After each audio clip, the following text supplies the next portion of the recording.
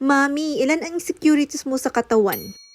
Pagka nagkaanak ka na nga, hindi mo na talaga mabibilang kung ilan yung insecurities mo sa katawan. Andyan nga yung lumalaki ang butas ng ilong. Charis. Hindi napansin ko lang kasi itong mga blackheads ko dito sa ilong ay naapo. So ito nga't may share ko nga sa inyo itong ginagamit kong pantanggal ko ng blackheads. Tanay, kapag hindi ko nga tinanggal tong blackheads ko sa ilong ay magiging uling na lang ba? At nung wala pa nga akong anak, hindi naman ganito kagrabe yung mga blackheads ko. Kumpara nga na nandito lang ako sa bahay na nagpapagpag ng alikabok ay mas lalo ngang dumami yung blackheads ko. Ay naapo, ganun ba yun? Kung sa bagay meron naman talagang epekto sa araw-araw na ginagawa natin. Hindi nga ako araw-araw na lumalabas pero araw-araw naman akong naglilinis. Siyempre nga sa araw-araw din naman na paglilinis natin ay napupunta nga sa mukha natin yung mga alikabok. At doon nga nagkukos yung mga pimples, kasama na nga rin yung mga blackheads, whiteheads, ganun. Kaya naman isa na nga rin to sa insecurities ko kasi kapag napabayaan ko ay nagmumukha na ngang uling. Siyempre, para nga matanggal yung insecurities ko ay nag-i-effort na nga lang ako sa skincare. Siyempre nga kung kaya naman nating i-skincare, edi go, diba? Effort lang ba talaga para matanggal yung mga insecurities natin sa katawan, ganun. Dahil nga kung hindi natin pag-i-effortan yan, ay naku, mas lalo tayong mai-stress. Mas lalo tayong papangit, ganun. Mas lalong lalabas yung mga sign of aging bakas, Jai. Kaya naman, kung meron namang paraan, na gawin na lang natin. Para maging happy and of course, maging stress-free. At yun naman talaga ang pinaka-importante para magmukha tayong young. Yung mga insecurities naman talaga natin ay mahahandle naman talaga natin yan. Depende nga lang talaga sa atin kung paano natin ihahandle. At yung way ko nga, para mahandle yung mga insecurities ko sa physical na katawan, ayun nga yung pag-e-effort ko sa mga skincare na ginagamit ko. Insecurities sa physical na katawan yung pinag-uusapan natin dito, ha? Huwag nyo nalang bigyan ng ibang insecurities dahil iba na yun. Charis. So yun nga, marami na akong naistorya sa inyo at marami na nga rin akong nagawa, ay naapo. At at nakapagsalang na nga rin pala ako ng aking breakfast na pizza. O, diba? Pizza. Milyonarya, naka-pizza. Charis. Pero ito nga naman ang aking kape na 3-in-1. O, diba? Milyonaryang 3-in-1 ang kape. Ay naapo, ambisyosang milyonarya lang kasi. Charis.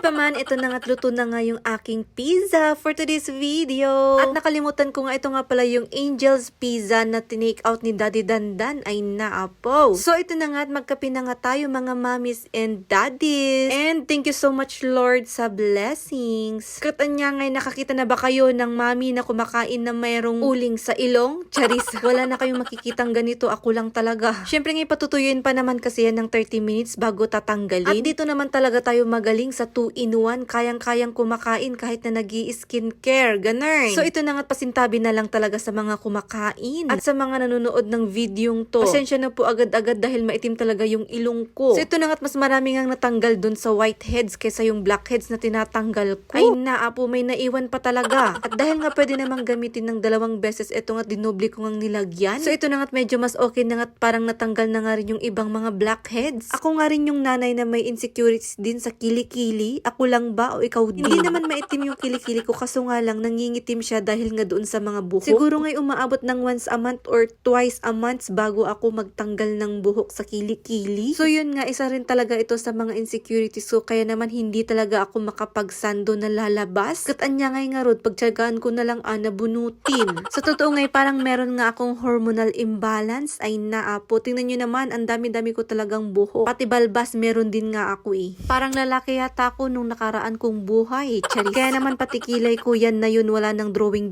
dyan. Meron akong balbas pero walang bigote. Ano daw? So yan ang mga insecurities ko sa katawan. O diba? Ang dami-dami. Pero syempre hindi ko ngayon ginagawang stressful. Kaya naman skincare pa more. Ganun. Ika ngay, sa lahat nga ng problema ay merong solusyon. Kaya naman kung problema mo yung mga insecurities mo dyan sa katawan, ay naapo, skincare mo lang yan. Ganun. Kaya naman ito na nga't itutodo ko na nga yung pagpapaganda. Charis. Ma-share ko na nga lang din yung pag-iinom ng gluta ay nakakapag-help nga rin siya para maayos yung mga hormonal imbalance natin. Ganun pa man, love yourself, embrace your flaws, sabi nga nila, and always be happy para stress-free. At ito na nga ang mami na wala na lang ginawa kundi magkutingting ng sarili. Charis. So ito na lang muna for our today's video. Thanks for watching. Thank you so much, Lord.